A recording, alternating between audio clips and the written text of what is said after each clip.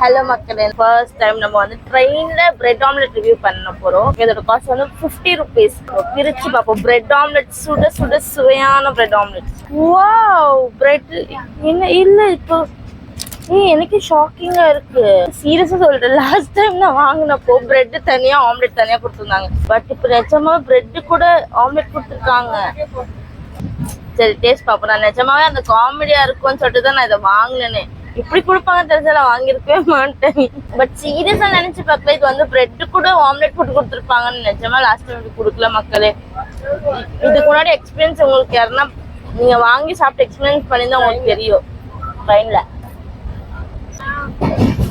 சூப்பரா இருக்கு.